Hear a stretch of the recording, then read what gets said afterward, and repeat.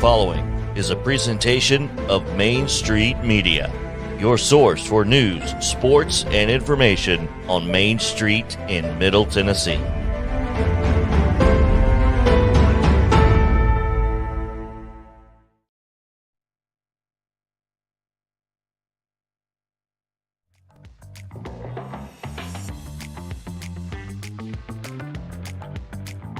Welcome into this Thursday edition of Main Street Sports. Today on the program, we'll be joined in the Coach's Corner by Gerard Randolph. Gerard, thank you. There is no L. Gerard Randolph. Coach Randolph is leaving Cornersville. We'll talk about that. Also, Russell Vannozzi with Main Street Preps will be joining us as well in the second half. A little news about Mark Emmert. He's leaving the NCAA. Our reaction, Big 12 Conference, getting bigger sooner.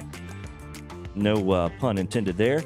And Vol Hoops, well, we'll talk about that. Losing more players potentially. Barnes rebuilding. All of those questions may be answered. Some maybe more than others. Stay with us here. This is Main Street Sports Today.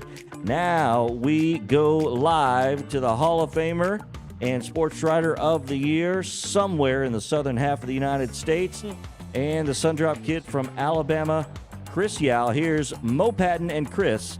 Happy Thursday, gentlemen. Oh, what a Thursday this is going to be. As you can see, Mo getting started on his vacation, and me back here in studio. But at least he's wearing his seatbelt. Sorry about that. So I am wearing my seatbelt. Safety first. As you know, and not driving while holding his phone. So that's even No. Jody is driving. Hey, Jody actually has one of my AirPods in, so she may or may not pipe in at some point. I don't know. Well, she's got the brand new knee, so that works out for her to be able to drive. See, she's working on new equipment. Two. Well, you only need the one to drive, though. Well, that is true. Yeah. She's in good shape. So she's got the brand new equipment. She's good to go. She's like Melanie, brand new pair of roller skates and a brand new key, huh? Oh goodness. Oh, to answer JP's question, we are coming up on Tuscaloosa actually on 59 South. Yeah. So, yeah. Well, it is what it is. And it's not even lunchtime, so you can't stop at Dreamland and eat. That's we'll probably hit it on the way back. But we stopped at Cracker Barrel in Bessemer, and it might have been a mistake from a service standpoint. But if you're gonna eat in Bessemer and you're not eating at Bob Gibson's, I don't really know what you're doing. So, or not Bob Gibson's, Bob Sykes. Bob Sykes. I was not aware of Bob Sykes. I did not know there was a Bob Gibson. See, you got me all fired up. Okay. But Bob Sykes is really fantastic. But that's my fault. I didn't know you were planning on stopping in. Well, I wasn't planning on stopping in Bessemer per se. We just saw a Cracker Barrel billboard once we got through Birmingham, and it's like, let's get in here. Seems to it's normally the safe option, and yet and yeah, you there you go. Yeah. There you go. I'm glad Mo is on this segment because our top story today, the opening pitch, is very simple. It's just two words. He's back. He's back, baby. Happy birthday to me. Happy birthday to Mo Patton, because Acuna will be in the lineup tonight. Did you see they FaceTimed him at like 1 a.m. and asked him if he wanted to play right field? I saw Mark Bowman's tweet. I did not actually see is there a video? I don't know. That was what I saw. I thought that was pretty cool. It's very cool. Yeah. Especially after the way last night went. No question. So we'll talk about the Braves later in the show, of course. And before we get any further into the show, we need to let JP tell us what happened yesterday and what is going to take place this evening and afternoon in sports around the country and here in Middle Tennessee on today's Rundown. Here's the Rundown. You got There we go. Unmute my mic. See, Mo, I do it to myself. I do it to myself. That does make me feel better. Good, yep. You keep feeling better on vacation. All right, high school baseball scores from yesterday. Beach, 23-0 over Hunters Lane in a romp. Blackman 11-2 over Rockville. It was Brentwood 5-0 over Franklin. Green Hill defeated Cookeville yesterday 6-3. CPA 4-3 over MBA. Colioca 19-2 over Hampshire. Davidson Academy falls to University School in Nashville 4-1 the final. Lipscomb Academy 15-2 over Father Ryan. Giles County doubled up Lewis County 8-4. Good Pasture over Knights Academy 6-4. Fairview shutting out Harpeth 1-0. Dixon County 17-0 over Kenwood. Lincoln County shutting out Page 7-0. Glencliff with a pair of wins. Glencliff with a win over Maplewood 17-1. Gallatin, not Glencliff, 11-2 over McGavick. Eagleville over Moore County yesterday, 5-3. Mount Juliet 2-1 winners over Wilson Central. Clarksville Academy bested Mount Juliet Christian 11-1. Independence 5-2 over Nolensville. Franklin Road Academy 20. Providence Christian 6. It was Summit 8-7 over Ravenwood. Riverdale 4-3 over Columbia. Oakland 10-4 over Siegel. Tullahoma Falls to Spring Hill 4-3. Station Camp 2-1 over Hendersonville. Stewart's Creek with a pair of wins over Cane Ridge 14-2, 16-0, and East Robertson 7-1 over Trousdale County. In softball yesterday, Blackman over Murfreesboro Central Magnet 6-3. It was Gallatin 15-13 over Lebanon. Middle Tennessee Christian 21-6 over Webb School. It was Good Pasture 8-5 over Westmoreland. On the pitch yesterday, just one match of note. Page 2-1 winners over CPA. College softball from yesterday, Tennessee in an afternoon game, 7-2 over Liberty. It was Belmont shutting out Tennessee State 2-0. Tennessee State 3-2 in game 2 over Belmont. Austin P with a pair of wins over Murray State 2-1 and 4-3. Trevecca the same over Ashland 10-0 and 9-4. Major League Baseball last night, 10 innings it took, but the Cubbies bested the Braves 6-3. Also in 10 innings, the Sounds fall to St. Paul 3-2. Not a good night for extra innings for our baseball teams. But beauty of baseball, another game today. And we have high school, plenty of them. 4 o'clock this afternoon, East Nashville at Hillsboro. 4:30 today, you'll see Pope John Paul II at Brentwood Academy. Christian Community hosting White House Heritage, CPA at MBA. Ainsworth at Waverly, also at 4:30. Pearl Cone hosting Glencliff. Father Ryan at Lipscomb Academy. The following games we'll throw out there. First pitch at 5 today. Frank Hughes at Hampshire. Greenfield at Madison Academy. Stewart County hosting Joe Burns. Forest at Summertown. Tennessee Heat versus Joe Burns. Macon County at Portland at 5:15. Riverdale, you're sneaky. Columbia at Riverdale today. Wayne County at 5:30 at Santa Fe. Somebody's always got to be different. At 5:30, these games. Wayne County at Santa Fe, as I mentioned. Montgomery Central at Springfield. It is Cornersville at Richland. It is Trousdale County hosting East Robertson. Blackman is at Rockville. That's a 6 o'clock first pitch. Also at 6, Colioca at McEwen. Moore County versus Laverne. Oakland versus Siegel. White House at Station Camp. It is Smyrna at Watertown. At 6:15, Harpeth at Hickman County. At 6:30, Fairview at Page. It's quarters times. Yeah, I know. Beach at Greenbrier, Franklin at Brentwood, Giles County at Spring Hill. And then at 7, it is Dixon County at Mount Juliet, and Centennial and John Overton also playing today. Mo, I hope they're not coming for you. Pull over. They are not. No. We're good. We're good. Thank you. Your concern is appreciated. But no. Softball today, Maplewood at 4 o'clock. It will be at Hillwood at 4:30, CPA at Brentwood Academy. It is Murfreesboro Central Magnet at Glencliff. Ainsworth hosts Pope John Paul II at Davidson Academy at Hendersonville at 4:30. Harpeth Hall at St. Cecilia Academy. At 5 o'clock today, Marshall County will be at Giles County. Also, Westmoreland hosting Portland Christian Community at Zion Christian. Ravenwood at Columbia. Lewis County at Loretto. Mount Pleasant hosting Summertown. Fayetteville is at Santa Fe. Other softball games today, 5:30. We'll see Clarksville at Clarksville Northeast. Clarksville Academy at BGA. Greenbrier hosting Creekwood. Rossview at Springfield. At 6, Dixon County hosts Henry County. Harpeth at Joe Burns. Laverne welcomes Antioch. McGavick travels to Station Camp. Also at 6, Mount Juliet Christian at South Haven Christian. At 6:30, Siegel welcomes Oakland. Stewart's Creek at Smyrna. Spring Hill hosting Page. Riverdale at Rockville. Green Hill hosts Wilson Central. And Ezel Harding, a to-be determined, to be announced, scheduled for a game, but we don't know who yet. That's right. Middle Tennessee, this is boys soccer now. 5 o'clock, Middle Tennessee Christian at Columbia Academy. Also at 5, Gallatin hosts BGA. MLK at Nashville Christian. It is Smyrna at Lebanon. 6 is Cannon County and Westmoreland. CPA DCA Giles County hosts Zion Christian. Also at 6 o'clock, thank you very much, it is Republic at Harpeth. Where's Republic? No idea. I've never heard It's in Nashville. It's Okay. in Nashville. Okay, that's the very first time I've ever heard of the school Republic. With the capital It's a P. charter It is. school.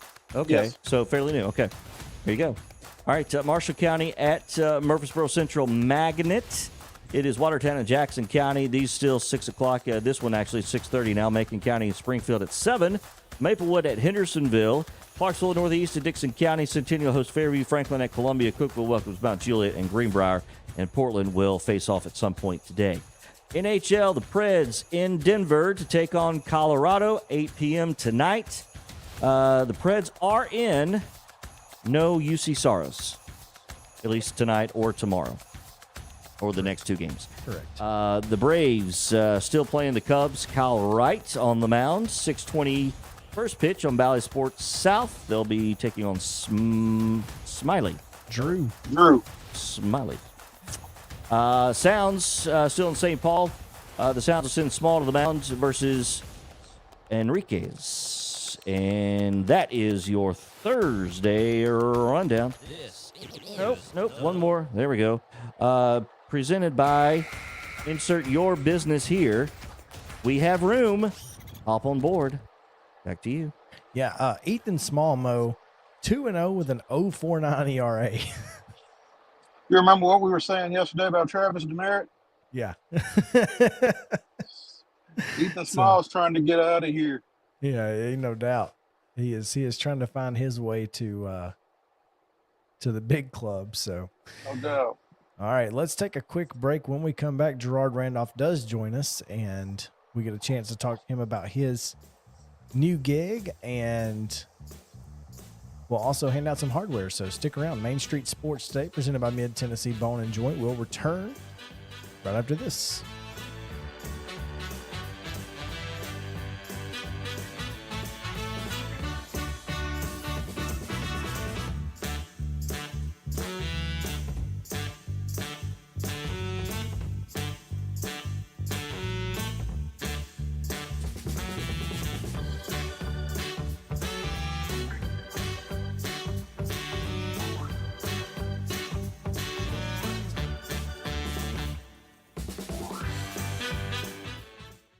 Mid-Tennessee Bone and Joint treats your orthopedic injuries and existing conditions. Our trained physicians will get you back in the game faster.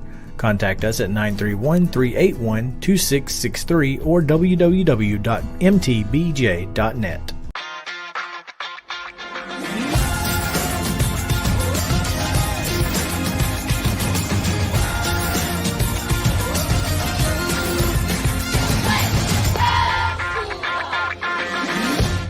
Hey folks, while we take a quick break from the show, I want to tell you about our friends over at Custom Stone Handlers in downtown Columbia. Ed Rich and his team at Custom Stone Handlers believe in leadership. And outside of the military, our greatest leader building platform is sports. Custom Stone Handlers proudly encourages young people to get in the game. You can contact them today at 931-490-4990 or visit CustomStonehandlers.com. Jones & Lang Sporting Goods here in Columbia has been outfitting teams, officials, and anybody else from T-ball to college for 50-plus years. Be sure and check them out at 931-388-8060 or online at jonesandlang.com. Jones & Lang Sporting Goods, the look of a winner. Zion Christian Academy, ZionEagles.org or 931-388-5731. You can schedule your appointment. Go tour their campus. It is beautiful over there, and you're definitely going to want to see it. Again, it's ZionEagles.org. Give them a call, 931-388-5731, and schedule your tour today. Are you an enthusiastic sports fan? Want to have fun and get in on the action? Heck yes, that'd be awesome. Have great attention to detail? Want to stay active? Definitely. Want to give back to the student athletes in your community? Obviously, yes. Then you'd make an excellent high school sports official. We need more officials in Tennessee, because with no high school officials, there are no high school sports. Sign up today at highschoolofficials.com. Mid-Tennessee Bone and Joint has been the official sports medicine provider for Murray County Schools for more than 40 years. We specialize in orthopedic injuries, and our Ortho Quick walk-in service lets you bypass the ER. Visit us online at www.mtbj.net.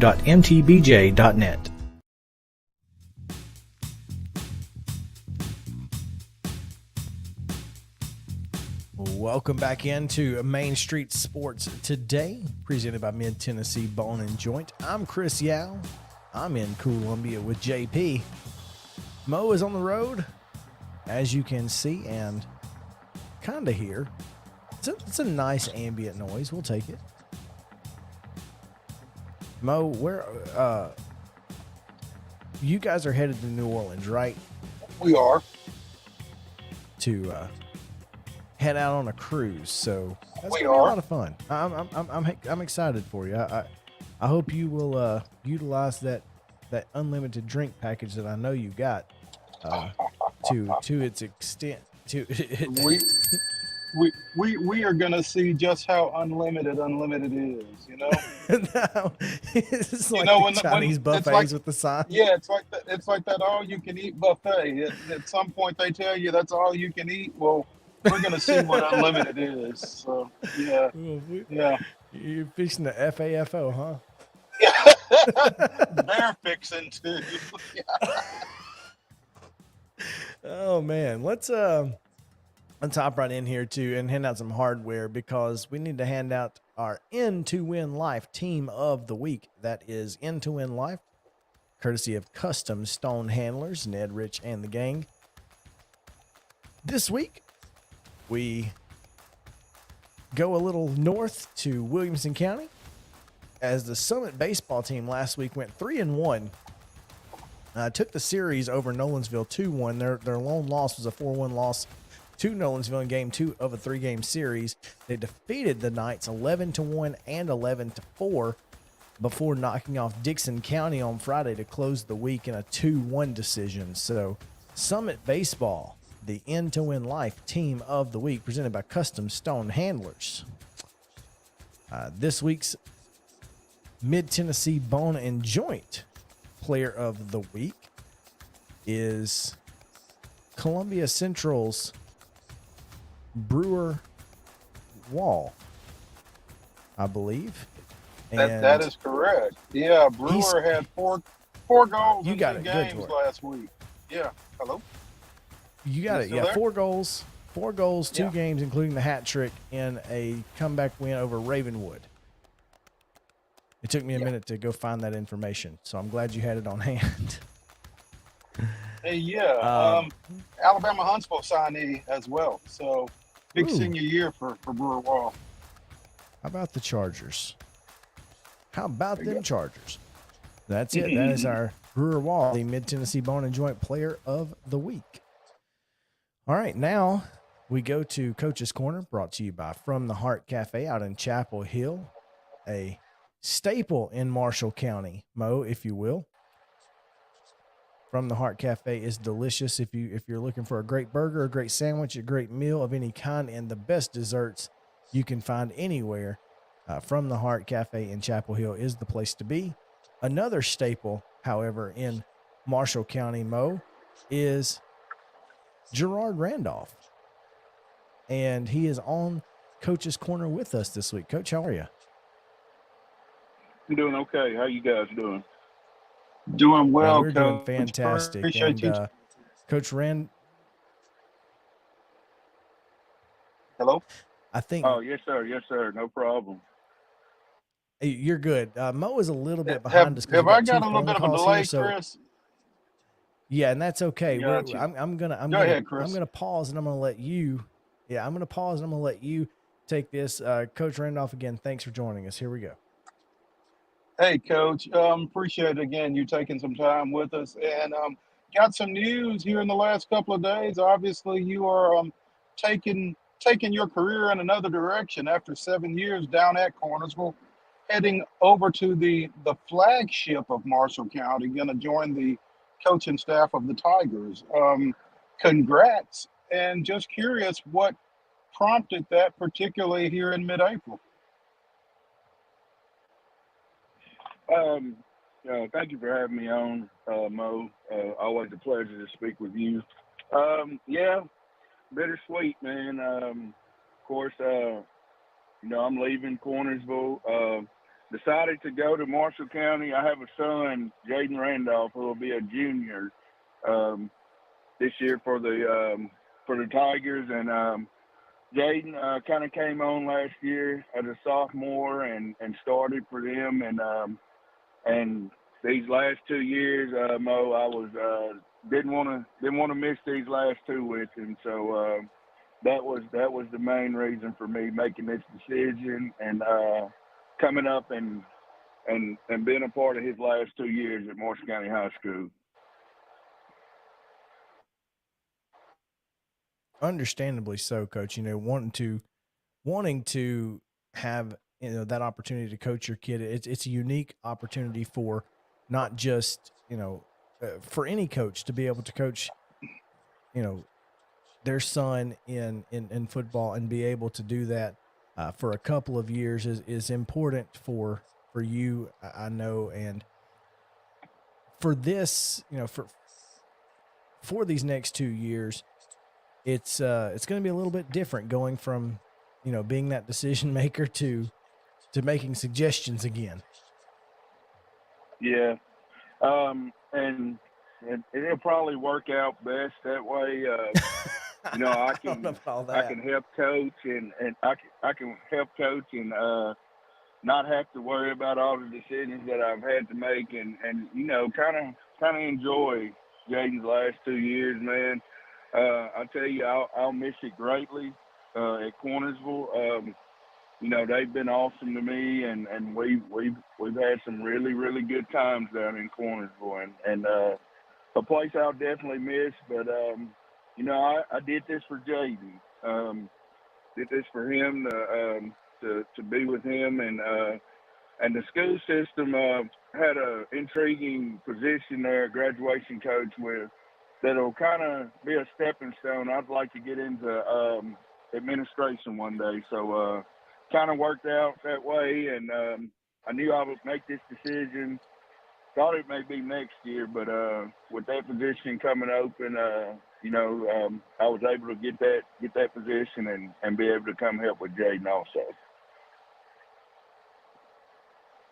Speaking with Gerard Randolph, the new Marshall County defensive backs coach on Coach's Corner, presented from the Heart Cafe over in Chapel Hill. And Coach, before I lost contact, I was saying you must not have done a very good recruiting job on Jaden. Was there ever a discussion of him coming and playing for you down at Cornersville? It was, and that's been the question that several people have asked the last 2 years. Why is he not playing for you? Why is your son not? And me and my wife, we left it up to him. He had always went to school in Lewisburg, and he had a lot of friends in Lewisburg, and kind of didn't want to leave that area, and of course, my wife, she's the assistant principal in Lewisburg at an elementary school. So, we kind of let him make his decision on where he wanted to go. I didn't want to pressure him. I didn't want him to go anywhere not saying that he just didn't want to go down there, but he felt more comfortable being in Lewisburg around a bunch of his friends there. We had a situation earlier this week, Coach, where Marty DeJarnett stepped away from the boys basketball coaching position at Columbia Academy to become principal at their lower school from K through 6. And the conversation I had with him was, you can't always dictate when these opportunities to get into administration or to make that next step in your career are going to come about. You're going to be graduation coach up in Marshall County, looking toward perhaps getting into administration at some point. You just can't control when situations are going to open up for you. Yeah, you're definitely right. And, that position came open. And like I said, I thought I'd be making this decision probably next year. Definitely want to be with Jaden his senior year, but the opportunity presented itself. And I guess it was just the best time, I guess, to make this decision. And by being able to take that position and also being here with Jaden also. Coach, when you leave behind a program that you took twice to the Blue Cross Bowl, and but this is also a program that you have kind of put on the map in the last few years. How do you feel like you obviously you left this program better than you found it, but how do you feel like you left it for whomever may succeed you at Cornersville? That's a good question. I think the program is in really good shape, not just by me, but by everybody in that community that bought into the plan, and several people did. Our administration, our student body, our community stakeholders, all they bought into the plan, and you won't find too many places that's a better night to see Friday night football than at Frog Bottom. And the facilities are top notch now, with the help of everybody that I named earlier. You got a weight room that's by far one of the best. I'd argue that it's one of the best in the state of Tennessee, and just all the facilities and the community support. I mean, it's whoever comes in, who's that next guy, will be pleased with what's going on in Cornersville as far as football. Well, I think it's no question that you have. Coach, I know Chris wants to get to. Go ahead. I was just going to say, I know Chris wants to mention one of your returners because he was the focal point of Chris's opening night article last year. Ben Franklin is among those guys that are going to keep this thing moving in the right direction down at Cornersville this coming season. Yeah, Ben Franklin, hey, he's special. You're talking about a kid that's 6'4", 220, 225, and can run with anybody. And you're going to see his name a lot. You're going to see his name a lot. As far as in the high school articles, you'll see it in the recruiting areas now. He's going to be a good one. He's the reigning offensive player of the year in our region, which we play in a tough region in 1A football. And not only Ben, but Riley Qualls, who will be a senior this year, he's the reigning defensive player of the year out of our region. And just two solid kids that when you can put them out there on the field and put pieces around them, you're going to be pretty good. And they're going to have the opportunity to do that at Cornersville this next year. So, like I said, Ben Franklin is a name to watch. And there's some other kids. There's some other kids that are – Blaine Woodard will be quarterback this year. He's another kid that's going to be really solid for him. And Cornersville has pieces to continue to keep winning ways down there. So I look forward to those guys doing big things this year. Absolutely. Coach Gerard Randolph here on Coach's Corner, presented by From the Heart Cafe in Chapel Hill. Coach, we appreciate you taking some time with us today. Thank you so much, and good luck in your new role, and I'm sure you are going to enjoy these next 2 years with Jaden's immensely. Yes, sir. And I appreciate you guys having me on. Absolutely, Coach. Thank you so much. Let's take a quick break, because when we come back, we will kind of get into some big news that came down earlier this week. We didn't get a chance to talk about it yesterday, but Mark Emmert out the NCAA. And so what does that mean for the governing body of college athletics? So stick around. Main Street Sports Today, presented by Mid-Tennessee Bone and Joint. We'll be back after this.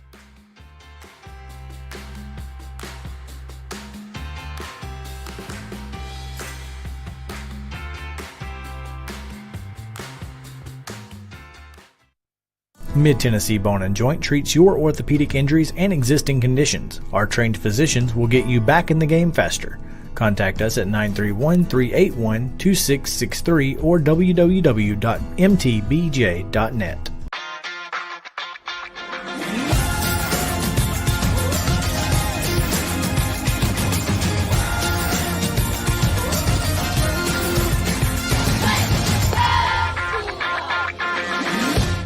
Hey folks, while we take a quick break from the show, I want to tell you about our friends over at Custom Stone Handlers in downtown Columbia. Ed Rich and his team at Custom Stone Handlers believe in leadership. And outside of the military, our greatest leader building platform is sports. Custom Stone Handlers proudly encourages young people to get in the game. You can contact them today at 931-490-4990 or visit CustomStonehandlers.com. Jones and Lang Sporting Goods here in Columbia has been outfitting teams, officials, and anybody else from T-ball to college for 50 plus years. Be sure and check them out at 931-388-8060 or online at jonesandlang.com. Jones and Lang Sporting Goods, the look of a winner. Zion Christian Academy, ZionEagles.org or 931-388-5731. You can schedule your appointment. Go tour their campus. It is beautiful over there, and you're definitely going to want to see it. Again, it's ZionEagles.org. Give them a call, 931-388-5731, and schedule your tour today. A game without a crowd is just a scrimmage. A performance without an audience is just a rehearsal. Without your presence, high school sports and the performing arts aren't possible. Ensure that these essential extracurricular activities continue to enrich the lives of students in Tennessee. Purchase a ticket to your local high school's game or performance. This message presented by the TSSAA. Mid-Tennessee Bone & Joint has been the official sports medicine provider for Maury County schools for more than 40 years. We specialize in orthopedic injuries, and our Ortho Quick walk-in service lets you bypass the ER. Visit us online at www.mtbj.net.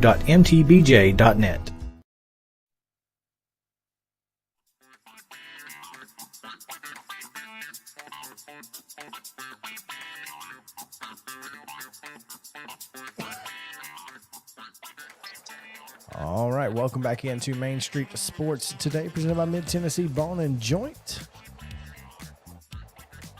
Chris Yao, JP Plant in Columbia, Mo Patton, probably close to the Mississippi line, so that's always good. He'll be out in Alabama here soon. But I'll be into Mississippi, so. Well, I guess you got to give a little to get a little. Right. It'll put me closer to New Orleans, so you do what you got to do. There you go. Big story in the world of sports came out late on Tuesday that Mark Emmert, the president of the National Collegiate Athletic Association, better known as the NCAA, announced he will step down as soon as mid-2023. He will turn 70 in December, has been in office since 2010, and will stay on until a replacement is found or until June 30th, 2023, whichever comes first. Now, obviously, one of the first names you think of potentially would be SEC Commissioner Greg Sankey. Paul Feinbaum, however, says no chance. Why in the world you would leave the SEC to go to the NCAA would be that's career suicide. Mainly just because there's no need to take the heat. Well, yeah, I mean, you would think that being SEC commissioner is a much less stressful position than being the commissioner of the president of the NCAA. But also, I don't know that the presidents of the schools that aren't in the Southeastern Conference are going to want to, to some degree, put the fox in charge of the hen house either. So, I mean, I'm not sure that there would be enough support on a national level for that to take place, even if Greg Sankey were interested. But I don't know why he would be interested either. So. Feinbaum said Greg Sankey wouldn't be interested because he's got a better job now. Running the SEC is far more influential and powerful. He did say, and I love this he's idea. not wrong. I think this is the best idea Paul Feinbaum has ever had. You ready? He nominated Nick Saban. It's a great idea. Nick Saban should definitely be the next president of the NCAA, and he should start tomorrow. He should start yesterday. Yeah, absolutely.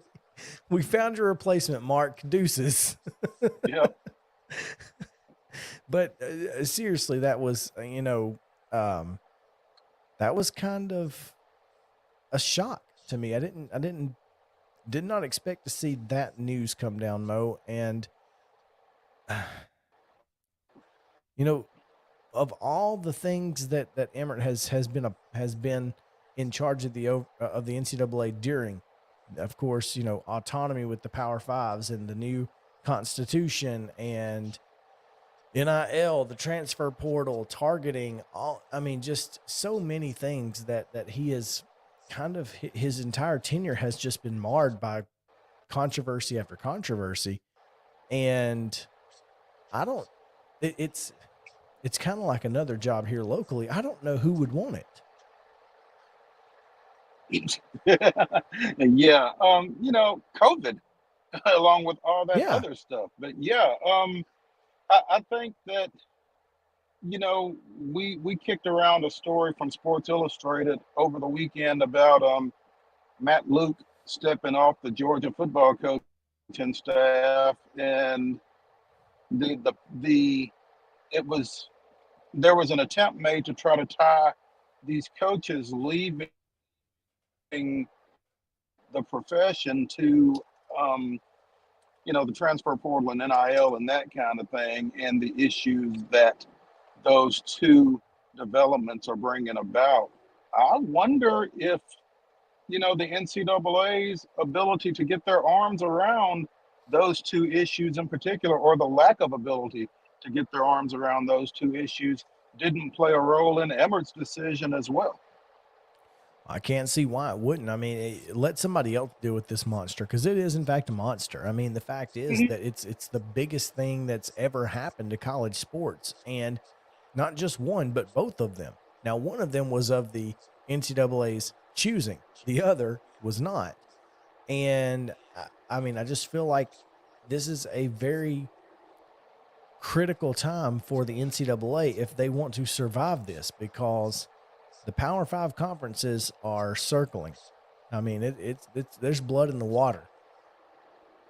Yeah, and I think survive it is a pretty good term at this point, Chris, because I'm not sure that the Collegiate Athletic Governing Board, as it is currently constructed, is going to survive this.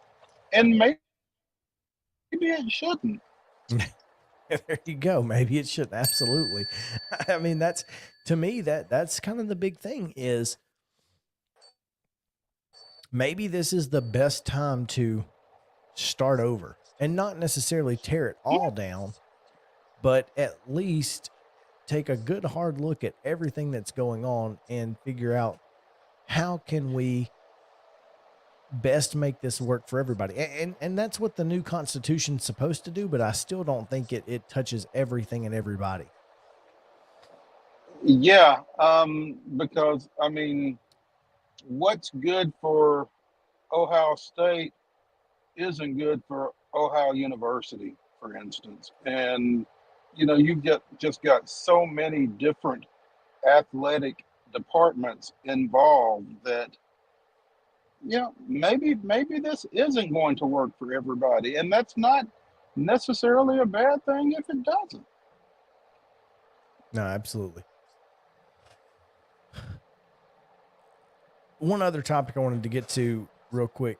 It was announced yesterday that Houston, Cincinnati, and UCF are planning a move to the Big 12 in the 23-24 academic year, which is a year before Texas and Oklahoma are supposed to leave.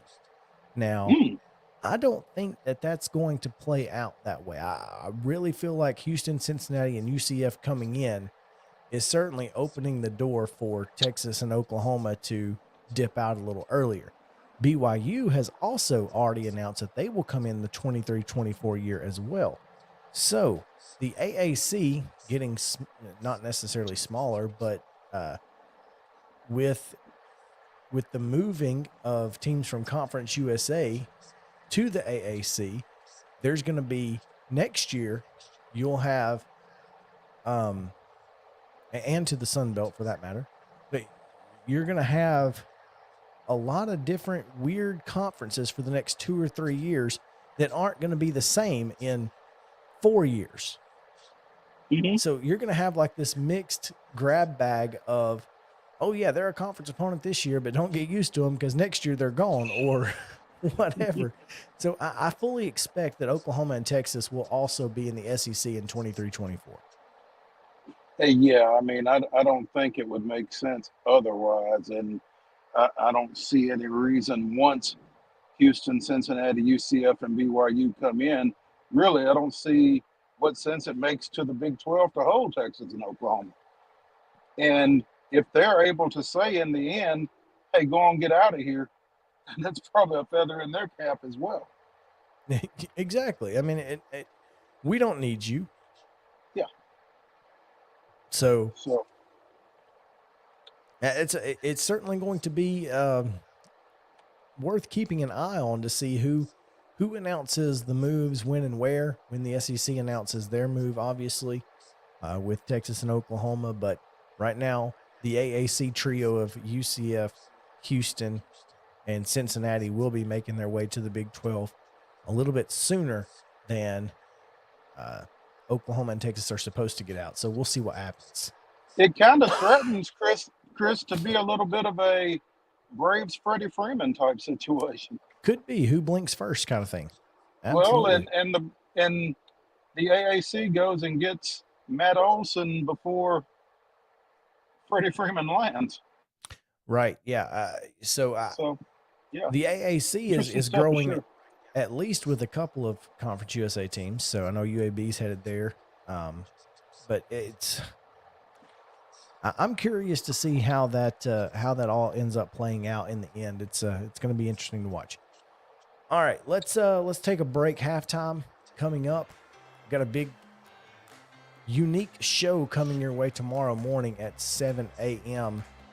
A special edition of Mornings on Main Street. So we'll give you a taste, JP, of what tomorrow's Taste of Nashville will be about. So this is Main Street Sports Today, presented by Mid-Tennessee Bone and Joint.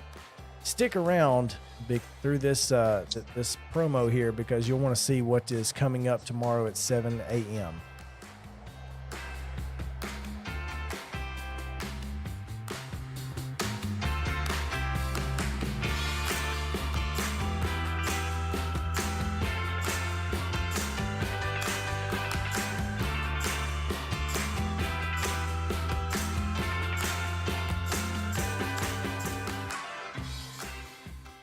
Time for Mornings on Main Street, Taste of Nashville edition.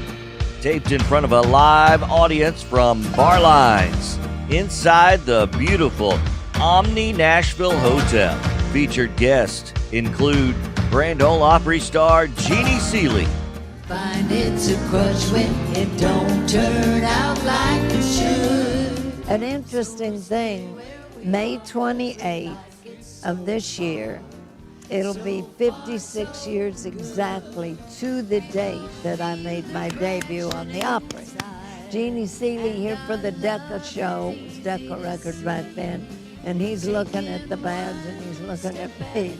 And finally I turned the badge around and said, oh, well, you know what? Dottie West will be coming in for the RCA show. She's going to have one just like this, only it's going to have my name on it. He's like, go on, get out of here. The Flat River Band. The sun is shining through my window. Shining through my window. Everything seems to be okay. I got myself a good loving woman.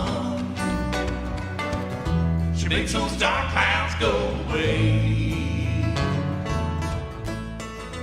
But notice the haircuts. Don't they have great hair? Yes. Because it's a barber family.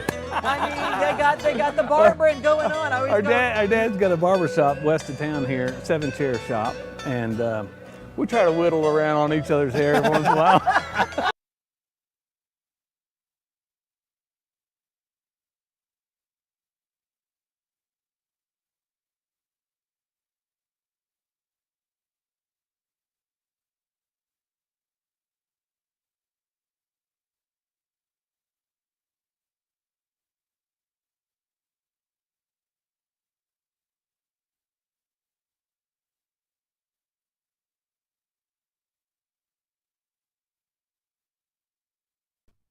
That's the taste, by the way. You know, I've got this this mouse over here that has some fancy swipes and special things. Yeah. And sometimes one of those is swipe back to the page you were recently at. Yeah, I do that a lot. Which just took us right out of that. So there's a halftime. There's a halftime. It was abbreviated in abroad. That's okay. And I think we're allowing Mo to carry on. I think he is once he now I guess got into Mississippi and was like, okay, it's time to get off. Yeah, he didn't figure the internet was going to hold up. They don't have the internet there. I could say that I've got relatives, well, in-laws in Mississippi, so I can say that because thank God for Mississippi. That's right, for so many years. I have to say that. If I don't say that, then Alabama's number 49. Yep. I may get that line back up and finish that at some point through the show. We can get that rolling. So I tell you what. Let's take a halftime break. That minute 15. You want to take a break? Okay. Yeah, let's take that minute 15 that we normally take and get set up for the second half. What do you say? All right. Yeah. Reset. We'll be right back. Stay tuned. Are you an enthusiastic sports fan? Want to have fun and get in on the action? Heck yes, that'd be awesome. Have great attention to detail? Want to stay active? Definitely. Want to give back to the student athletes in your community? Obviously, yes. Then you'd make an excellent high school sports official. We need more officials in Tennessee. Because with no high school officials, there are no high school sports. Sign up today at highschoolofficials.com. This is Chris Yao with Main Street Sports Today. Every show, Mo Patton and I welcome friends from all across the sports landscape, from high school coaches and reporters to national, college, and pro sports personalities. You never know who might stop by for a chat. AP Tennessee Sports Editor, three-time Tennessee Sports Writer of the Year 2020 TSWA Hall of Famer. She covers the Titans, the Predators, the Grizzlies, college football, and hoops. Please make welcome Teresa Walker. Former University of Tennessee, former Team USA Olympian, Cy Young Award winner, R.A. Dickey. R.A., did I miss anything? Man, that was sweet. Yeah, I need to listen to that before I go to bed every night. That was nice. Has 5 sports Emmys. That's not bad for the other guy in Wham, Ryan McGee. The other guy in Wham married the best looking girl, Bananarama, so the other guy in Wham had a pretty good life. From preps to pros, we're taking on the sports topics you care about. Tune in across Main Street Media social platforms at 2 p.m. or on demand on your podcast distribution platform of choice. We've all heard the saying that a little can go a long way. This is especially true during the Big Payback's 24-hour online giving event, helping support hundreds of local nonprofit organizations. From 6 p.m. on May 4th through 6 p.m. May 5th, a gift of as little as $10 could be boosted by cash prizes and help to make a big difference in the life-changing work of local nonprofits. Learn more at thebigpayback.org.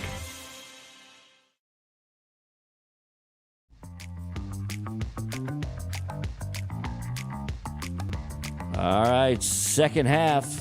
We get a fresh start here on Main Street Sports Today on this Thursday edition coming up.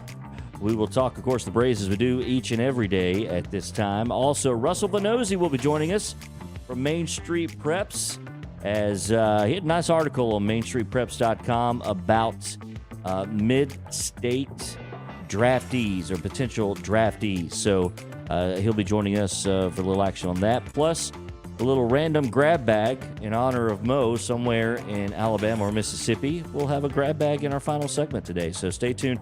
That's coming up here on Main Street Sports Today.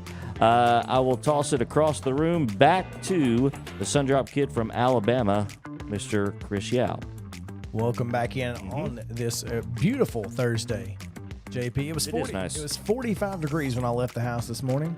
Yeah, it was chilly. We had the air off and a window open and woke up and definitely wanted the covers. Yeah, it was nice. But yeah, it was nice. The sunroom was perfect. I bet today. I bet. I mean, it still had that chill, mm-hmm. but with the sun coming in, it just had just enough warmth. Oh, it was just pristine, perfect. That's why I moved my desk. from the. Did you officially move it out there? From the guest bedroom to the sunroom. So should be should be fun. May see you there next week. You may, in fact, see me there tomorrow. That too. Talk a little bit about the Braves here, as we like to do sometimes, and then sometimes we don't like to do. Today being one of those days that it's a good day. Well, it's a fresh start for some in the Braves family, right? So here's the thing. Thought we had a chance, had our veteran on the bump last night, and thought, man, we need to, against a guy who's been struggling. Yeah. Struggling. And yet, once again, no offense. Cannot get any offense going. I don't understand what is going on with this team. The offense is just not there. And ironically, 8th inning, bases loaded. Guess who gets the game-tying hit? Dansby Swanson. See? It's like, really? You guys were giving up on him. Well, it must have been opposite day. Well, we did talk about Jason Alexander, a different Jason Alexander. So maybe that just filtered into the psyche, into the ether. I have no idea what was going on. Take it though, right? But it ties the game at 3. Mm-hmm. Kenley Jansen comes in, gets a perfect 9th, and go to the 10th inning. Ghost runners allowed to go to second base in the what is sometimes known as the international tiebreaker rule, but that's not what it really is. It's just a guy on second base. Yeah. And ghost runners. That's what they call them. Williams Contreras, or Wilson Contreras, comes up, hits a liner down the left field line, scores a run. And they're off to the races. Next batter up, out of here. Home run. 6-3. No offense in the bottom half. Surprise, surprise. Yeah. So it is unfortunate.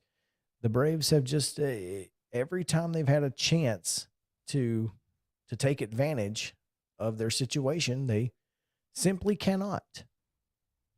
Can't get out of their own way. Is that one way of putting it? I really don't understand I don't know what it is. I don't know if it's the pitching staff is in a position to be stretched out, to go 6 or 7 innings if necessary. The bullpen has got your back. I mean, Tyler Matzik gave up all 3 runs in the 10th, but Tyler Matzik on, most occasions is going to be lights out and has been all year and last year. But the last time the Braves won a series, it was the World Series. Most important one. Well, I guess there's that. Well, and something that we've talked about, it is a long season, obviously, and comparables to last year records, almost those identical. So does that help you at all? It does not. And here's why. Mm-hmm. While the Braves are comparable to last year, the Mets are not. Okay. So everyone, others are better. Are doing better. Yes. That's right. Okay. So yes, it sounds like, well, this is where we were last year. Now, granted, today's a new day. Best player, Ronald Acuna is back. Yeah. Your best player is now. I mean, he's without question their best player, right? No even question. last year was their best player. Has been their best player. I mean, Freddie was the captain, so to speak. I guess he was the captain. Was he a captain? I don't think they have. They don't have captains in baseball. But anyway, he was kind of the clubhouse leader. But Acuna is the best player. He is arguably the best player in the game. A top 5 player in the game. And because of that, it gives you some hope. The lineup will get a little more steady when you've got Ronnie at, hitting leadoff, and then you can put, Ozzie Albies hitting 5th or 6th instead of having to play him at the leadoff position. So and then when Rosario comes back from the eye, and then you've got a really strong deep lineup, and this lineup has been deep all year. It's just a matter of timely hits are not coming. Yeah, Matt Olson's getting on base. He's got 9 doubles. We've played like 18 games. Dude's got a double once every 2 games. That's insane, and only 2 homers. Yeah, go figure. but it's about getting timely hits, and that's why you need guys like Ozzie Albies in the back half of the lineup instead of having to lead off. So what Ronnie's return does is changes the way that you put the lineup together in a better, because if you have two leadoffs, if you have a guy who can lead off as a 1 and you have a guy who can lead off the bottom half as their 5 or 6, then you're in a really good position. Yep. So I feel like that's where things are going to start turning around, so long as Ronnie can stay healthy and play most every day. So we don't need to jump off the ledge just yet. I don't think so. I think this is kind of where you start getting the worry, though. This is where if it doesn't work, then what? How long for you do you think it takes to get the feeling if it's going to work? Is it one series? Is it I think 3? Is it a month? I think it's a month. A month? I think you have to you have to take the next 4 weeks or June 1st, whatever, and then look back and say, okay, what does this team look like? Yeah. And I think that's what Alex Anthopoulos is going to do. What does this team look like? Do I need to make any moves to change this team? Yeah, the marathon analogy is probably true in almost every aspect in baseball, right? Almost, yeah. When you look at those things, obviously the season it's a marathon, but when you make comparables of is this working, is it not? You got to broaden out your scope, your spectrum, right? Yeah, and I think that's they probably look at it in 2-week increments. Alex Anthopoulos does, and maybe even Brian Snicker. Snicker probably looks at it and goes, okay, this worked for a week. Yeah. And he'll kind of play with some things 2 or 3 days here, 2 or 3 days there, and then elongate it for another week, and then elongate it to 2 weeks and see if it works long term. And if it does, I really believe if there's Ronald Acuna Jr. is going to prove that he is the most valuable player in Major League Baseball because of what he's going to do to this Atlanta lineup. Yeah. The way he's going to transform it into a seriously dangerous lineup. We get to see it tonight too. The pitching staff has to come around. Now tonight, Kyle Wright, who has been almost unbeatable to this point. He is 2-0 on the year. His ERA sits at 1.06. So Kyle Wright has been phenomenal in his last 3 months of work. So gotta love it. Vandy boys, baby. That's right. Anchor down. This day in Braves history, 5 days past his 40th birthday, Warren Spahn becomes the second oldest pitcher, only behind Cy Young, to throw a no-hitter. The Braves won the game 1-0 against the Giants at County Stadium. That one run came from Hank Aaron. So, heck of a day for the Milwaukee Braves. There you go. But pretty cool. That was, gosh, I don't know what day that was, but I don't know what year it was. I did not get that far into it. I don't. All right, it happened on April 28th. It did happen on April 28th. This day. And it was in 1961. 61, okay. So there you go. This day in 1961, Warren Spahn and Hank Aaron combined for the 1-0 win. That's right. It's sports duos that we did a couple of weeks ago. Right, That could have been right there at the top. Murphy, for the Braves. Murphy and Horner. Yeah. Love those baby blue uniforms. Did you see the Texas Rangers this weekend are wearing some throwback uniforms against the Braves? Really? And so I'm hoping that the baby blues might. The Braves will make a play return. along. Yeah, that'd be really cool. In the lowercase a. Oh, that'd be great. Yeah. I don't know. I like the baby blue with the regular A. Either one's fine. With the V-neck. Yeah. Maybe it was the helmet had the lowercase a, right? Did the caps also have the lowercase a, or the caps had the? No, so the lowercase a was only with the the royal blue and the feather uniform. They went to the regular A when they went to the baby blue. Gotcha. With the V-neck, they went to the A they currently use now. All right. So, all right. Combine the two. I'm not opposed to that either. Russell Vannozzi talking NFL draft and Middle Tennessee connections when we come back on Main Street Sports today, presented by Mid Tennessee Barn and Joint. Y'all stick around.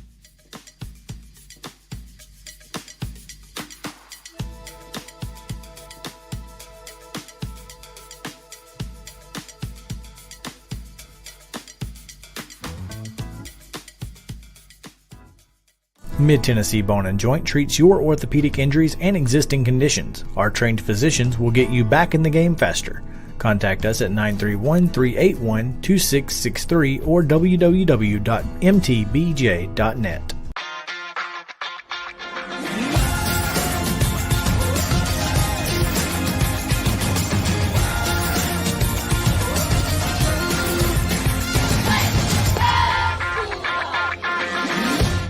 Hey folks, while we take a quick break from the show, I want to tell you about our friends over at Custom Stone Handlers in downtown Columbia. Ed Rich and his team at Custom Stone Handlers believe in leadership. And outside of the military, our greatest leader building platform is sports. Custom Stone Handlers proudly encourages young people to get in the game. You can contact them today at 931-490-4990 or visit CustomStonehandlers.com. Jones & Lang Sporting Goods here in Columbia has been outfitting teams, officials, and anybody else from T-ball to college for 50-plus years. Be sure and check them out at 931-388-8060 or online at jonesandlang.com. Jones & Lang Sporting Goods, the look of a winner. Zion Christian Academy, ZionEagles.org or 931-388-5731. You can schedule your appointment. Go tour their campus. It is beautiful over there, and you're definitely going to want to see it. Again, it's ZionEagles.org. Give them a call, 931-388-5731, and schedule your tour today. Are you an enthusiastic sports fan? Want to have fun and get in on the action? Heck yes, that'd be awesome. Have great attention to detail? Want to stay active? Definitely. Want to give back to the student athletes in your community? Obviously, yes. Then you'd make an excellent high school sports official. We need more officials in Tennessee, because with no high school officials, there are no high school sports. Sign up today at highschoolofficials.com. Mid-Tennessee Bone and Joint has been the official sports medicine provider for Murray County Schools for more than 40 years. We specialize in orthopedic injuries, and our Ortho Quick walk-in service lets you bypass the ER. Visit us online at www.mtbj.net.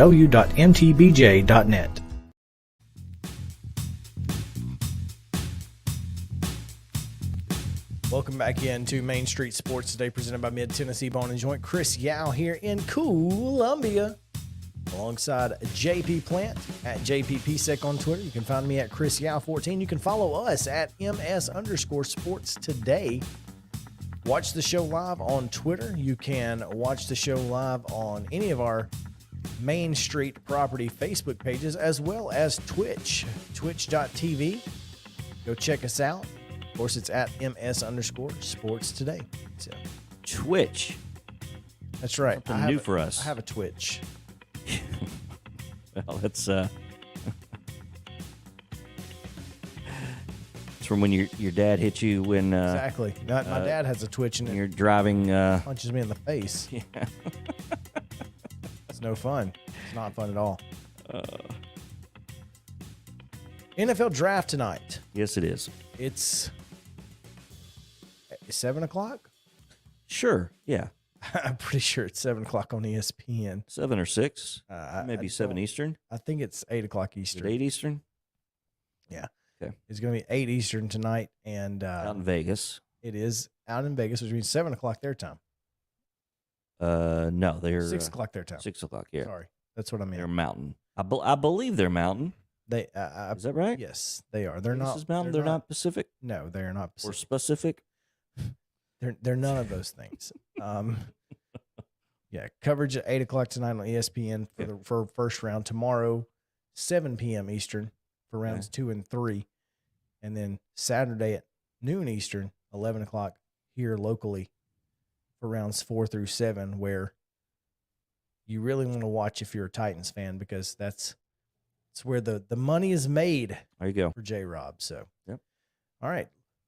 On MainStreetPreps.com, there's a great story that talks about 9 Nashville area prospects who could hear their name called in this year's NFL draft. And the story written by Russell Vannozzi, who joins us now here on Main Street Sports Today. Russell, what's going on, man? Hey guys, I'm doing well, and saw that you tweeted out that the show might get weird without Maurice here, and it just from what I listened to, it sounds like it has gotten a little weird. And Chris, just don't hit the panic button when it comes to the Braves. That's all I'll say. I'm a Phillies fan, so I don't have a whole lot of sympathy for all the success you guys have had, but the Phillies haven't been to the playoffs since I was like 14 years old, so I think you guys will be all right 3 weeks in.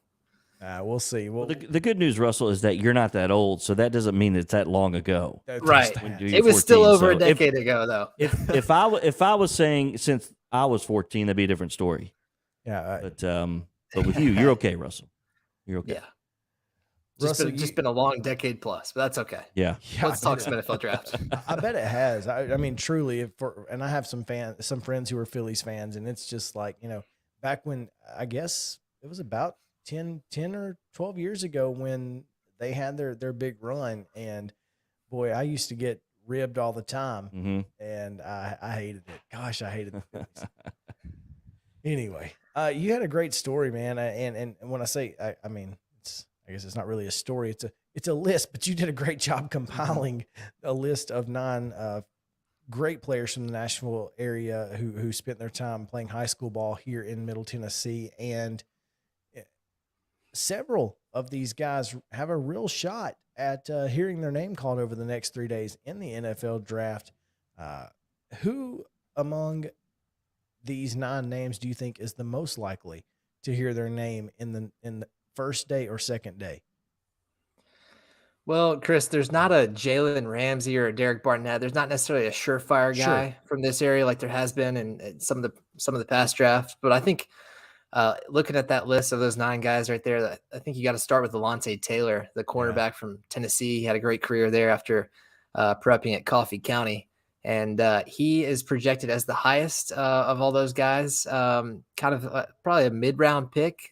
I've seen as high as the 3rd round. Dane Brugler is kind of the draft that I used just to have a standard for this story to reference. And he's got Taylor going in the 4th round. So I think maybe late day 2, early day 3 is when you're going to, if you're really into keeping up with these guys, is probably when you want to start paying attention. And then especially as like the 6th and 7th round comes around and teams are taking late round flyers, that's where a lot of these guys have a chance. And then of course, in the minutes after the draft, there's all kinds of guys that are going to be scooped up basically instantly as free agents. And I think a couple more have a shot at doing that as well. So Alontae Taylor, definitely the first one. And then, Obina Eze from Davidson Academy and TCU, I think has a good chance to go as well on day 3. And Ty Chandler, who transferred from Tennessee to North Carolina. He had an awesome season last year at North Carolina, rushed for over 1,000 yards, replacing all that production they lost when Michael Carter and Javonte Williams left in last year's draft. So a big year for him, and he could definitely sneak in to maybe that 6th or 7th round range, just kind of depending on what running backs have already been taken and who still kind of needs a running back there to fill out their depth chart.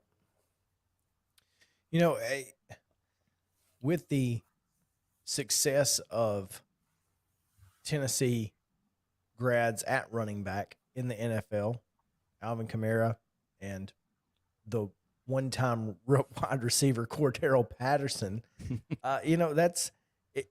You forget he went to Tennessee. Well, he was so short. You forget he went to Tennessee, but you also forget he was really just a return specialist. Like that was what he was there for, and now he is a serious contender as a running back. But that doesn't always translate.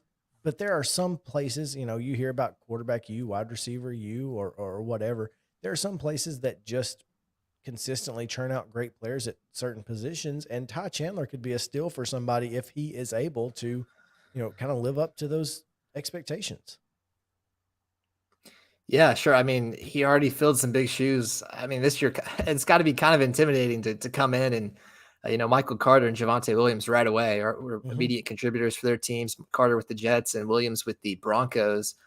So there's a huge opportunity for him to step up last year, and he did. So that turned out to be a great move for him. And yeah, like you said, Tennessee's actually had a pretty good run of local mid-state guys that have gone on to get drafted. You mentioned a couple of names there, but I mean, there's been others too. And of course, not all of them pan out, but Jalen Hurd, Josh Malone, a couple that come to mind there. I know both of them have kind of been more practice squad players, but Jalen Hurd and of course we cannot forget his teammate out in San Francisco, that's right, Juwan Jennings, who has certainly made a name for himself out west. So yeah, you're right, absolutely. I didn't even think about that.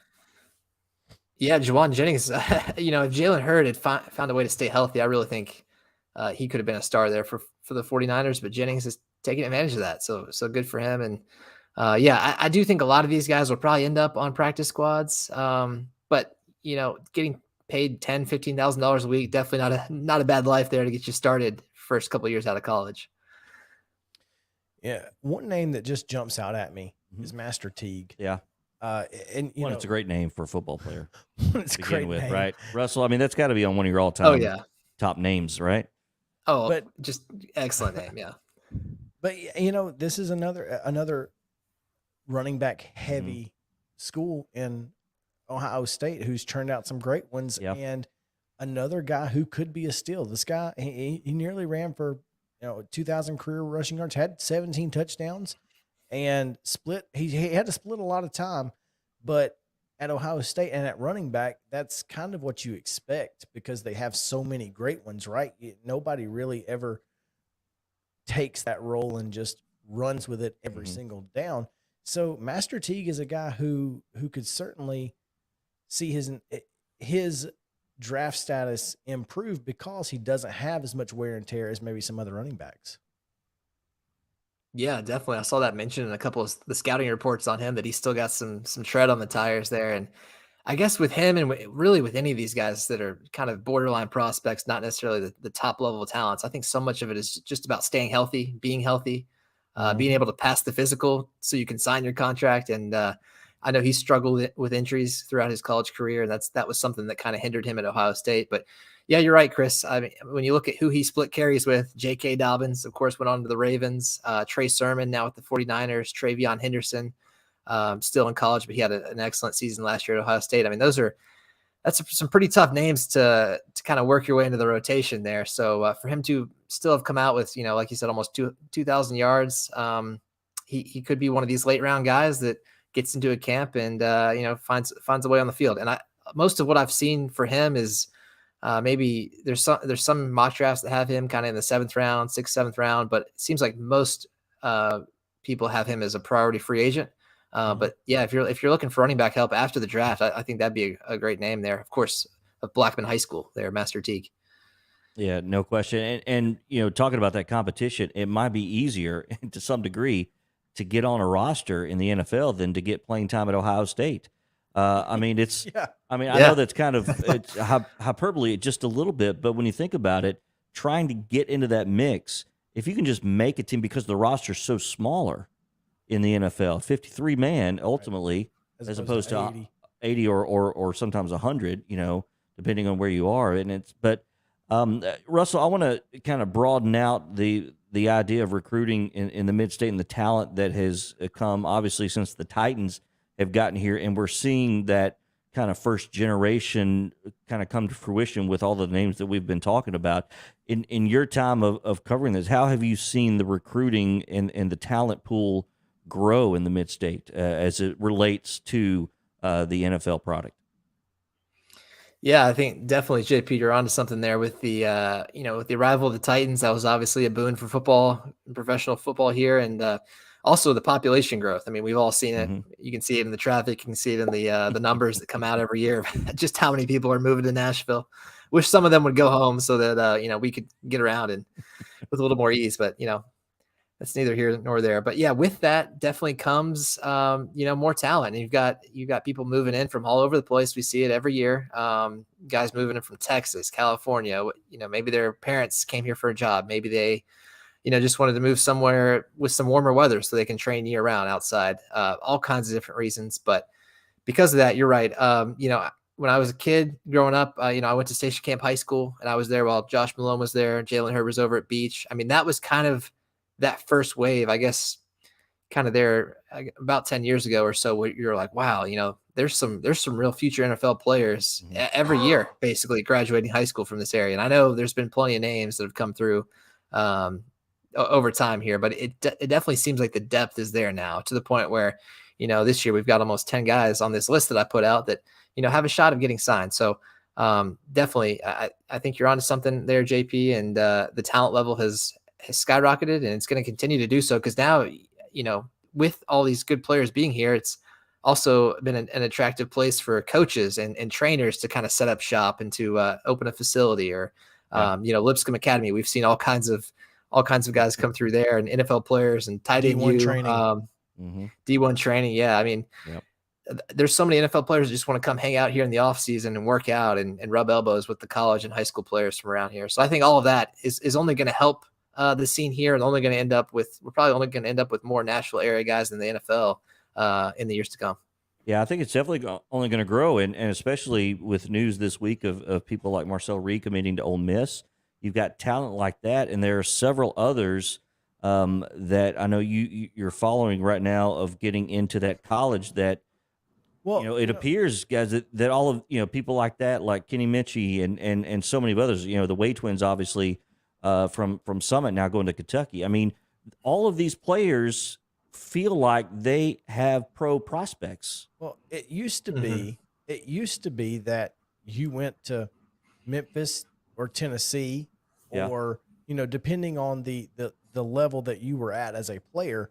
But now you see TCU coming in here, being an Ize, and you look at these, Georgia Tech when Shaq Mason went down there, and then of course Jordan Mason was there from Gallatin, and you look Ohio State coming down here, Florida State coming into Middle Tennessee. Middle Tennessee is now a region that many top D1 programs, folks, national people are here. They have a Middle Tennessee recruiter, right? Absolutely. Which I don't know, but I'm sure that's fairly new phenomenon overall, right?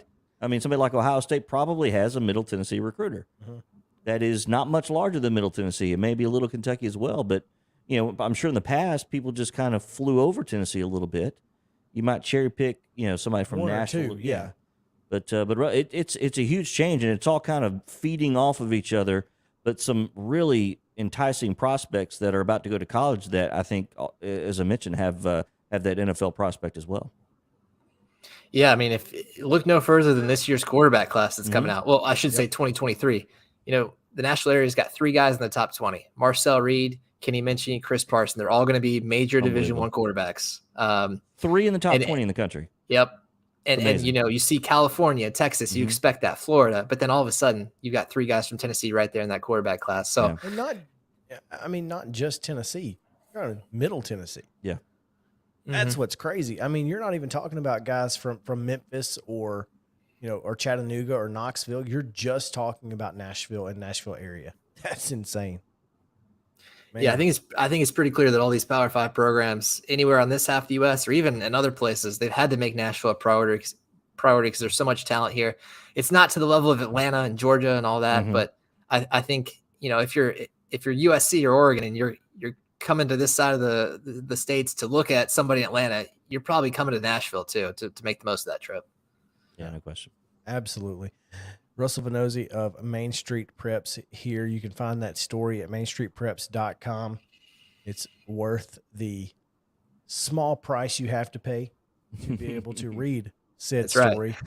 But it really is a small price. There's no reason. It's $25 a year. Come on now. I mean, 1 or 2 stories, and you've essentially paid for the value. It's incredible. It's giving up 1 Coca-Cola per month. Okay.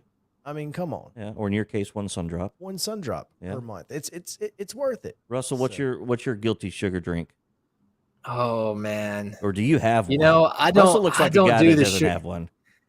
I drink. You're drinking smart water, aren't you? I drink. No. I get water out of the tap and filter it. I don't pay for bottled water. Typically, but. No, ginger ale is kind of my go-to, and it's diet too. So I'm embarrassed to say there's no sugary drink there. But if I'm riding or I'm working, it's ginger ale or that's why you look so good, Russell. Or something. That's why you look so good and so young. So keep it up, man. It's obviously working. Also because he is. Oh, there's that too. Yeah. Okay. Yeah. I think the main difference between me and you guys is probably time, but who knows? Maybe if I stick to the ginger ale and the green tea, maybe I'll be all right. Thank you, Russell. Go for the ginger ale. You get a 3-dinger on that one. At Russell V_MSP on Twitter. Go find him and follow him as well. And you can find all of his work at Main Street Preps, at Main Street Preps on Twitter as well. Russell, thanks again. We appreciate it. All right, guys. Thanks for having me. All right, we'll come back, and when we do, final segment of this Thursday, we'll talk about Tennessee hoops and maybe a little weird football, so stick around.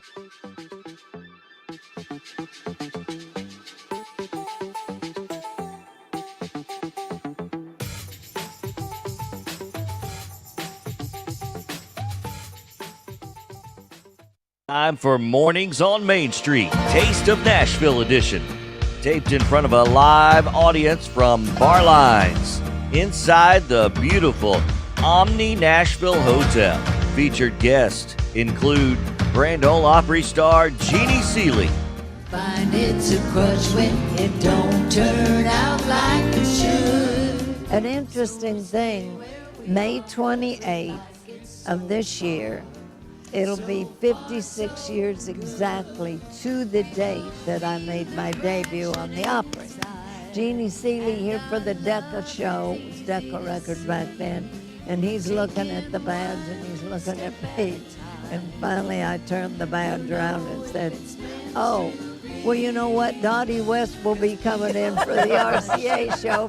She's going to have one just like this, only it's going to have my name on it. He's like, go on, get out of here. The Flat River Band. The sun is shining through my window. Shining through my window. Everything seems to be okay. I got myself a good loving woman. She makes those dark clouds go away. But notice the haircuts. Don't they have great hair? Yes. Because it's a barber family. I mean, they got the barbering going on. Our dad's got a barber shop west of town here, 7 Chair Shop, and we try to whittle around on each other's hair once in a while. You know what I mean? Noah Goebel.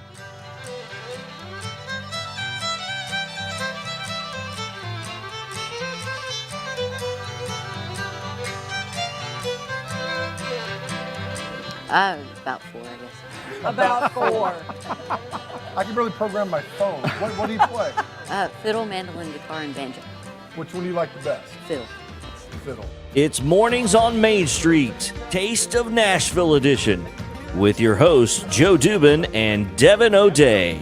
They've got alcohol, monkeys, and lights all throughout. Now, what could go wrong? Alcohol and monkeys. I know. Yes. Yes. Go take your date and say, we're going to have a margarita and look at monkeys. And she's going to go, huh? Many thanks to Todd Rodermill and Omni Nashville Hotel for letting us come down here and hang out in the bar lounge. It's beautiful. Our great audience, the guys and gals behind the scenes, for Devin O'Day, myself, and Zach Allen. Thank you for watching Mornings on Main Street, a taste of Nashville. We'll see you again soon. Thank you.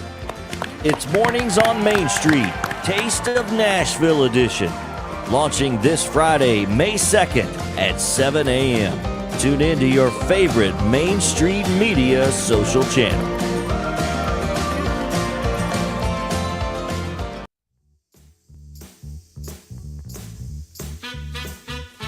Welcome back in Main Street Sports today, presented by Mid-Tennessee Bone and Joint. Chris Yao alongside J.P. Plant. Hope you guys are having a fantastic Thursday. It is a beautiful day outside. If you missed the rundown earlier, make sure to go check that out on the podcast in the first half, because we give you the schedule for high school sports. And you can also find it at Main Street Nashville. If you subscribe to the Main Street Nashville e-edition, go there, and if the full schedule is available. That's right. And there's an app for that. There is an app for that. There's an app for that. So. Check it out. Definitely go get that. JP, some yes, sir. Semi breaking news. Ooh.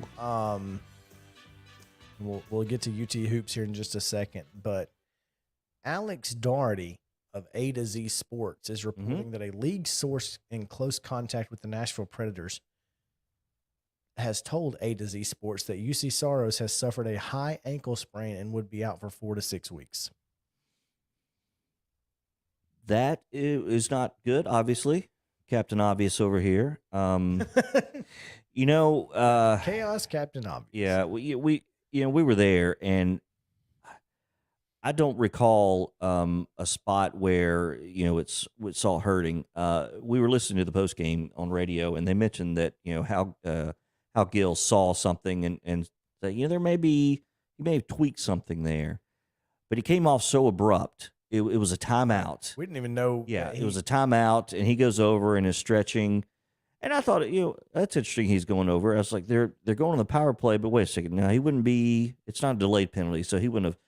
And then all of a sudden, Dave Rick comes out, and everybody in the building was like, "Say what? What happened?" what's the story? So, hockey notoriously upper body, lower body injuries. You can't get anything out of it, and rightfully so, because when you're flying around on skates with sticks and weapons, you can really target. If you have an ankle sprain, if you have a knee, you could target that with a hockey stick. So I get that, but you had talked about it yesterday with Mo. What, 60 starts? 60 out of 82, Yep. right? Well, Actually, out of 80 technically, because he's not starting the last two, but 60 out of the first 80 That's he started. insane. And we were talking all year. Probably would have started tonight. Probably that he was at the top of the NHL in wins, right? Yeah, he led the league in wins. Well, you can if you're starting that many times and you're good. Obviously, he's good. Yeah, but at what cost, right? Wear and tear is. I think what happened. So it happened on. The reason there was a timeout is because there was an interference penalty. Yeah. So he got hit, and I think it just rolled his ankle. Could have. And so now with a high ankle sprain, he's going to be out. If 4 to 6 weeks is truly accurate, I mean, that is what you're looking at. Maybe a Stanley Cup final return, maybe. But do you get there without him? Yeah, I think imagine. on paper, no. Certainly not after what we saw. I mean, there's a reason Rick is a backup. Yeah, it doesn't. So and see, Connor Ingram, I think, has got to be the guy. Yeah. I don't think Dave Riddick is the guy that you want in goal if you are John Hines or any Nashville Predators player. No, you never want the backup going into the playoffs. I don't even. I mean, to be of the two, I don't want David Riddick. Could be. I mean, I would much rather have a guy who's played all year long, in Connor Ingram in goals. So hopefully we can get more on this tomorrow. I'm going to reach out to see if we can't get Teresa Walker to join us and give us some reaction to the Titans draft, but also preview tomorrow's Grizzlies game 6 and talk a little bit about UC Saros if this becomes official. Again, this is just a report from A to Z Sports with a source, so we don't know how accurate that is. Yeah, I thought breaking news. I was thinking draft day. I was like, okay, another smoke screen for the NFL draft. Well, believe what you want to believe, but yeah, talking Preds hockey. That's been ever since everybody left the building and the final horn sounded in overtime on Tuesday night. That has been the question. What's up with UC? How long is he going to be gone? Right. Getting into UT basketball here, Justin Powell plans to enter the transfer portal. Will be his second time in the portal, which means his free transfer is gone, and he would have to transfer down to Division II or sit out a year. Do you lose a year of eligibility with that? You do, right? You lose that year completely. Yep. That's what I thought. So Justin Powell, who averaged 11.7 points, 6 rebounds, and 4 assists, and shot 44.2 as a freshman with Auburn, played in 30 games last year for Tennessee, and was not really ever a great fit. I'm curious, does Rick Barnes, do you think, have other portals coming in that might be better fits? We talk about the portal quite a bit, and while it's good for players, certain players, to be able to move around, kind of like coaches have been able to move without huge penalties. Actually, they get paid when they move around sometimes. But, the downside to players being able to go where they want to at least one time is that there's only X amount of scholarship or even roster spots on these teams, right? So if you're bringing in 2 or 3 from the portal, well, that means probably, if you only have 1 graduating or 2 graduating, you got to make room with somebody else. And so there are people that aren't to that level that are just, hey, sorry, you got to go. You're off the team. Despite scholarship and all of that. So yeah, so right now, if you're Tennessee, you're down Kennedy Chandler for sure. Okay, Brandon Huntley Hatfield is headed to Louisville. Victor Bailey Jr. headed to George Mason. Quentin DeBunje is headed to Eastern Carolina. Santiago Vescovi and Jordan Josiah James are also testing the NBA draft process. They've not signed with an agent and could return. But if they don't, you're sitting here going, okay, Zakai Ziegler and Jemai Mashik are the only two players with any experience whatsoever coming back, and you're building from the ground up. Now, as you said, BJ Edwards is a transfer. Mm-hmm. He'll be coming in. Here's the real kicker is Tyreek Key. Okay. And this is the only player that they've really BJ Edwards came from the portal. Tyreek Key is a grad transfer. Yeah. Okay, Key comes from Indiana State, born in Salina. Spent his high school career at Clay County, where he's the 11th in state history in total point score with 3,287 points. Scored 1383 as a senior, which is a single season state record. That's right. Wow. So he comes from Indiana State, where he averaged 17.2 points, 5 rebounds, 2 assists, 1.1 steals, and was 47.2 shooter, 31.6 from three-point range. He missed last year due to a shoulder injury, which means this will be his final year of eligibility this year, but he will get a chance to play for Rick Barnes in Tennessee. Now, that's huge.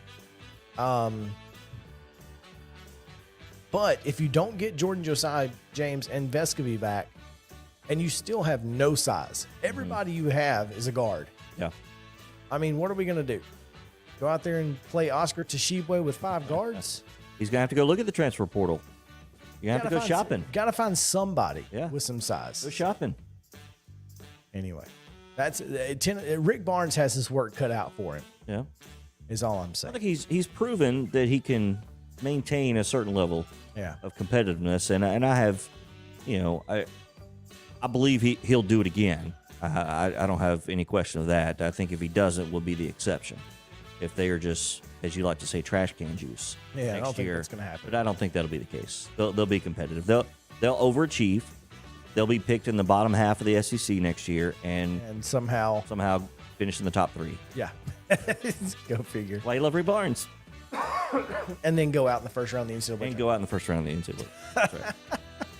Oh, man. Well, it's been a great Thursday. Thanks to Mo for hanging out with us in the first half. Thanks to Gerard Randolph for telling us the backstory on why he is taking his job to Marshall County from Cornersville. And he's got to be happy. Yeah. Gerard. I'm sure that's bittersweet, but being able to go. You gotta go spend to the coach last with 2 your years son, with kids. and to not have to be the head man too.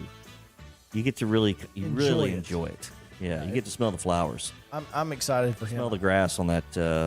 They have real grass at Marshall County. They do have right? real grass at Make Marshall sure. County. And also thanks to Russell Vannozzi for hanging out and talking about the draft. The draft is tonight, 7 o'clock ESPN. We'll be talking about it. We'll be talking about it tomorrow for sure. So Reaction Friday. Hey. And a preview, a Friday preview. That's right. So come back with us on Main Street Sports Day, presented by Mid Tennessee Bone and Joint. We have 2 o'clock tomorrow. We'll be there. Jeff Him at 2:15. So hey, there you go. So appreciate you guys hanging out. Stalled with out. us. That's right. JP and myself will be back then. We'll see you tomorrow.